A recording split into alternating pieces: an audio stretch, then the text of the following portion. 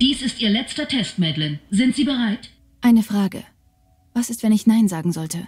Was ist, wenn ich beschließe, dass ich doch nicht für Sie arbeiten möchte? Wir wären natürlich enttäuscht. Aber das ist immer Ihre Entscheidung. Apropos Entscheidungen. So, herzlich willkommen zur letzten Entscheidung von Madeline Stone. Cal ist auf dem Weg nach draußen zum Auto. Ich weiß nicht, ob er es geschafft hat zum Auto. Mal schauen, ob wir da noch was sehen. Mal schauen, wie lange das Spiel noch geht. Aber es wird irgendwie spannender. Also, boah, ich zittere. Bei jeder Folge zittere ich noch ein Stück mehr. Und ja, ich würde ja Nein sagen zu dem Jobangebot, aber ich muss. In dieser Kiste sind $2 Millionen in unregistrierten Scheinen. Sie müssen entscheiden, an wen das Geld geschickt werden soll, indem Sie einen der Postaufkleber auswählen. Und woher stammt dieses Geld genau? Wie bereits gesagt, viele Projekte von The Assembly sind lukrativ. Es stammt nicht aus irgendwelchen illegalen Machenschaften, falls Sie das andeuten wollen. Oh, Gott behüte.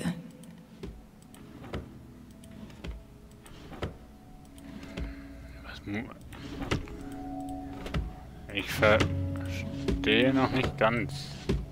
$2 Millionen sind nicht gerade ein Pappenstiel.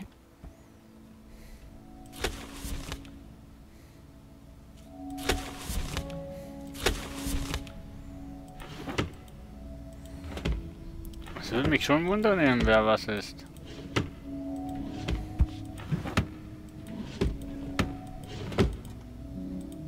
Die können Sie ja spenden. Wir sind davon ausgegangen, dass die Salzburg Cross Stiftung der Empfänger Ihrer Wahl wäre. Und dort wüsste man eine solche Spende sicher zu schätzen.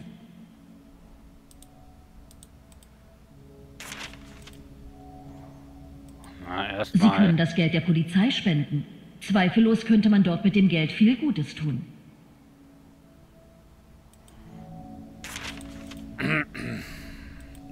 Das muss ein Fehler sein. Das ist meine Wohnung. Kein Fehler. Viele unserer derzeitigen Mitglieder entscheiden sich dafür, das Geld zu behalten, um ihre wichtigen Forschungen zu finanzieren.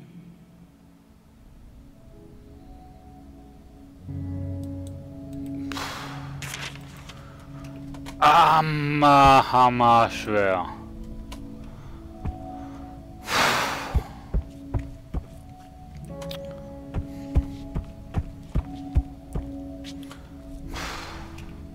Oh, fuck.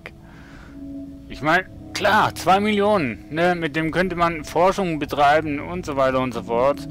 Hätte ausgesorgt, aber 2 Millionen der Polizei zu geben, damit die quasi auf dem richtigen Weg kommen und so weiter, na, auch gut. Und eine solche Summe würde der Stiftung wirklich helfen, betroffene Familien zu unterstützen. Die Polizei hat immer zu wenig Geld. Ich könnte das behalten. Weiß der Himmel, dass ich jede Menge damit anfangen könnte.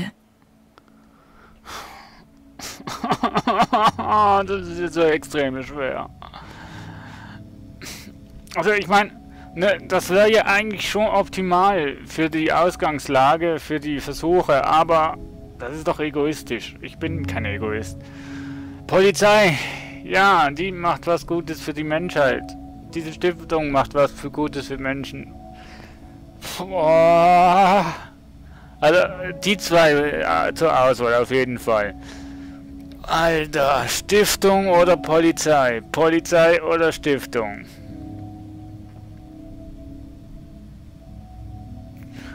Aber ich meine, wenn man das der Polizei gibt, könnte das ja irgendwie... Zeit, sich zu entscheiden, Madeline.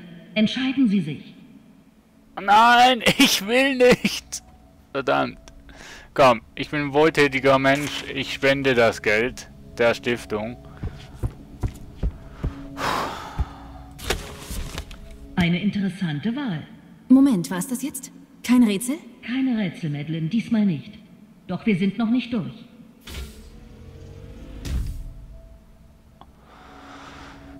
Möge das die richtige Wahl gewesen sein.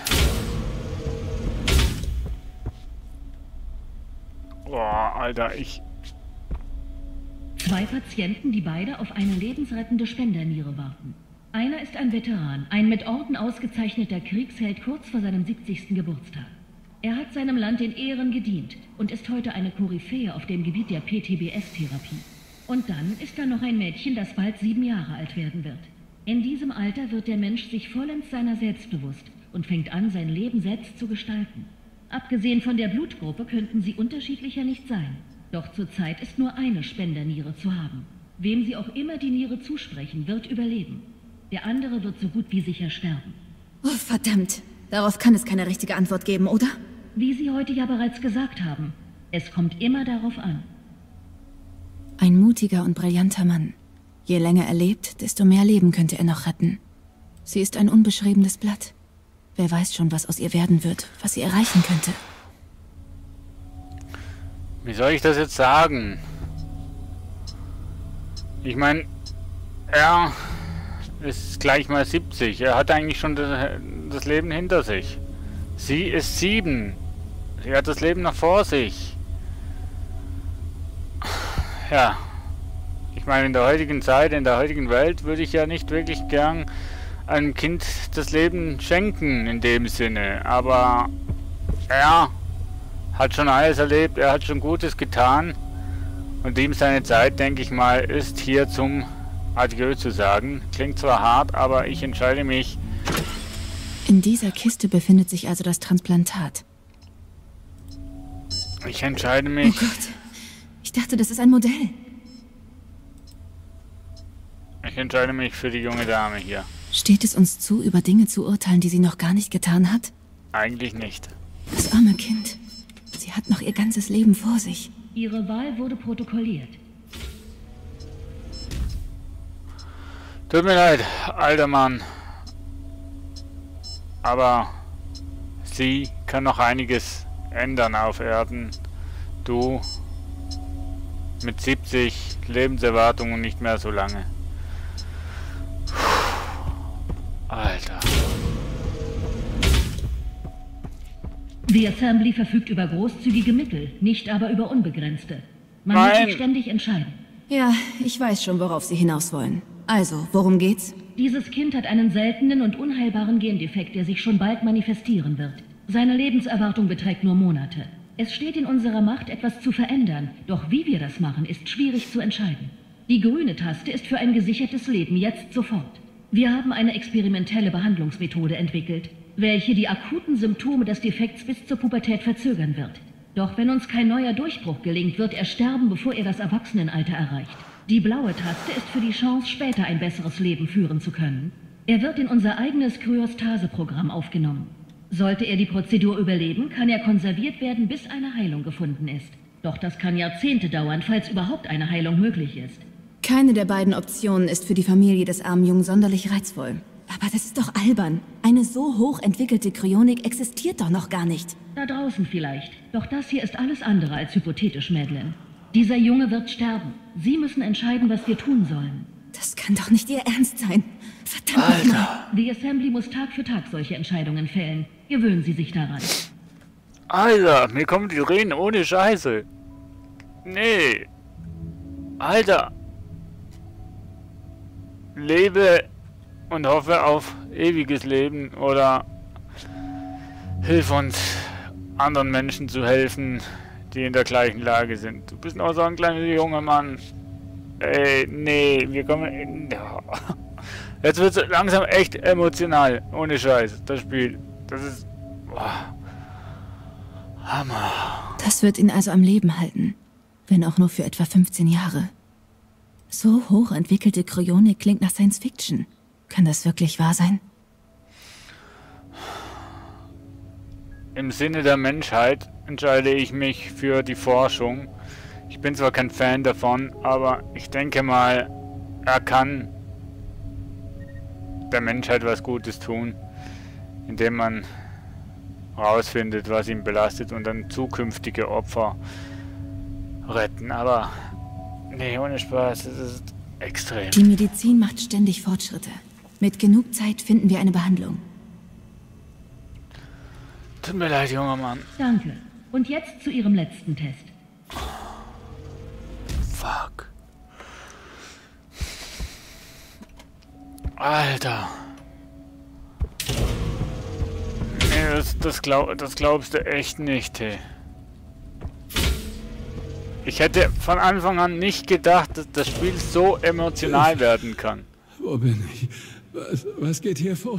Scheiße. Papa? Den ganzen Weg aus England. Deswegen musste ich vorher noch für eine Weile raus. Aber was geht denn hier vor? Was haben Sie mit ihm vor? Wir? Alter. Nichts. Aber Sie. Dieser Mann hat Ihre Karriere ruiniert, Madeleine. Er hat Sie verraten, auch Ihre Mutter, und Ihre Arbeit um Jahre zurückgeworfen. Ihr Mann hat Sie wegen ihm verlassen. Sie mussten wegen ihm fluchtartig das Land verlassen. Und das nur, weil er Ihnen nicht vertraut hat. Er hat nicht an Sie geglaubt. Schon gut, schon gut. Ich habe schon verstanden. Sie sind eine Kämpfernatur, Madeleine. Boah. Sie sind zu uns gekommen und wir können Ihnen helfen, Ihr Schicksal zu erfüllen. Aber nicht, bevor Sie ihm nicht heimgezahlt haben, was er Ihnen angetan hat. Für all den Schmerz, den er Ihnen zugefügt hat. Drücken Sie den Knopf, Madeleine. Drücken Sie ihn. Geht's noch?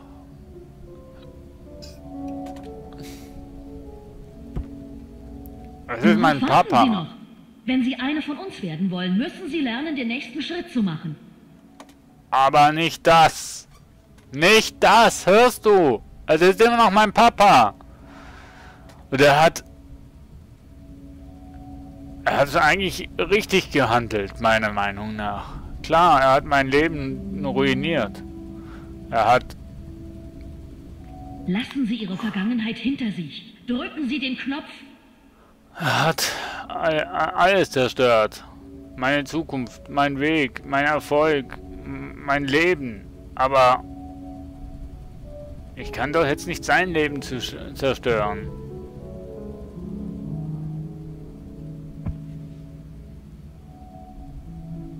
Oh Gott. Ich will nicht drücken. Ich will nicht. Ich will nicht drücken.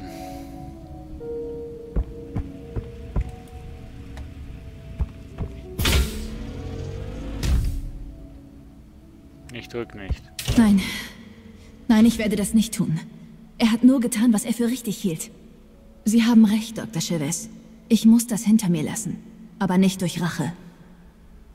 Ich muss sagen, ich bin zufrieden mit den Entscheidungen, die Sie getroffen haben. Kommen Sie mir bloß nicht auf die joviale Tour. Schluss mit diesen beschissenen moralischen Entscheidungen.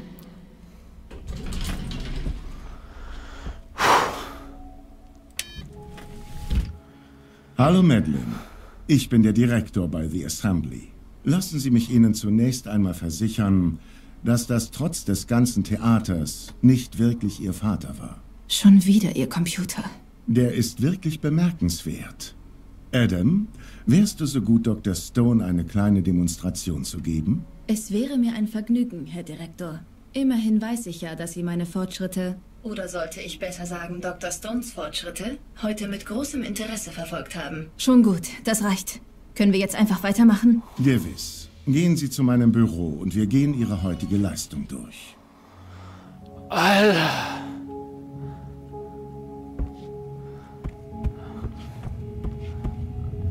Ohne Spaß. Das Spiel, das ist mega. Herzlichen Glückwunsch, Madeleine. Sie haben es bis zum Ende geschafft. Bitte gehen Sie nun in den nächsten Raum. Der Direktor möchte Sie sprechen.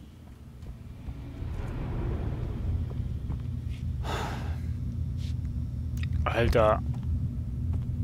Okay. Schön, Sie endlich zu treffen, Dr. Stone. Bitte setzen Sie sich doch. Darf ich Sie Madeleine nennen? Denke schon. Ihre Kollegin hat das schon den ganzen Tag getan. Danke. Ich habe Sie mit Interesse beobachtet. Und auch Dr. Chavez, wie ich weiß. Ich denke, sie hatte vor, Sie für Ihre eigene Arbeit einzuspannen. Für ein Projekt namens Pinfeather. Herr Direktor, bevor Sie weiter fortfahren, diese Aufnahme stammt aus meiner jüngsten Datenbank. Update 94 Memo. Die beiden Teams an Standort 1 sind heute fast in Kontakt gekommen. Es ist entscheidend für den Erfolg von Pinfeather, dass die Duplikate nichts voneinander wissen. Nur nach sorgfältiger Auslese der Ergebnisse kombinierter Standorte können wir die offizielle Sterbequote im akzeptablen Bereich halten. Wenn die Teams wüssten, dass ich Daten manipuliere... Egal. Was zum Himmel? Chavez? Ja, Herr Direktor. Ich habe auch Dokumente entdeckt, in denen sich weitere Beweise für Fälschungen finden lassen. Sie sind jetzt in Ihrem Posteingang. Verdammt! Alarmiere den Sicherheitsdienst. Lass Chavez festsetzen und so lange festhalten, bis ich hier fertig bin. Jawohl, Herr Direktor. Nun, das ändert die Lage hier zweifellos. Also, was Ihre Ergebnisse angeht, kommen wir zum Punkt, okay? Ich freue mich, Ihnen hier bei The Assembly eine Festanstellung anbieten zu können. Wir fangen sofort mit Ihrer Einführung an, damit Sie sich an die Arbeit machen können. Und was ist, wenn ich ablehnen sollte? Das käme für uns unerwartet. Aber natürlich ist das Ihre Entscheidung. Wir können Ihre Erinnerungen punktuell löschen. Sie wachen dann einfach in Ihrer neuen Wohnung auf und können sich an nichts erinnern. Natürlich würden wir lieber auf Ihren brillanten Verstand zurückgreifen können. Was sagen Sie? Ein verlockendes Angebot. Will ich mich wirklich mit einem Geheimbund einlassen?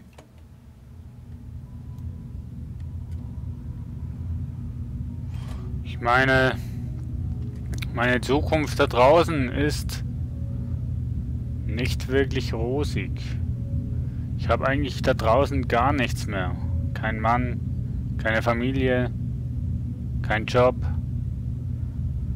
nichts mehr. Hier hätte ich die Möglichkeiten, das weiterzuführen, was mein Weg ist. Ich nehme die Job. Was ist das denn? Eine Sonnenbrille? Viel mehr als das. Das ist der Prototyp eines Augmentations-Headsets. Wir nennen es Memo. Wie Sie sehen werden, sind darin Ihre kompletten Testergebnisse gespeichert. Finanzierung, Eigenständigkeit, die Chance meines Lebens. Aber vor aller Welt verborgen. Ja, aber ich hätte hier ein Leben. Ich denke, ich kann hier einiges zum Guten bewirken. Ich bin nicht dafür gemacht, herumzusitzen und zu schmollen. Das haben Sie mehr als deutlich gemacht. Und ich könnte nicht glücklicher sein. Willkommen bei The Assembly, Dr. Stone.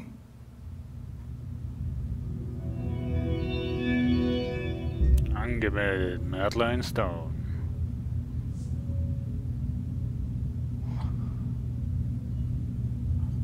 Anzahl Schritte 134, Kandidatendurchschnitt 204. Resets 0, benötigte Zeit. Weich, also schnell.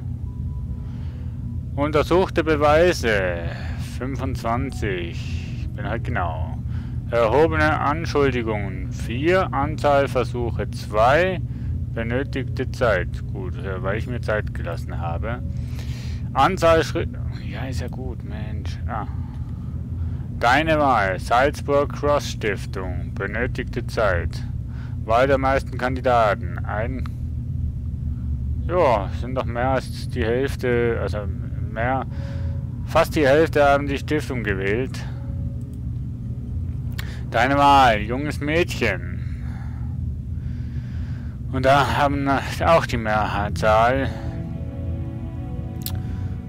das junge Mädchen gewählt.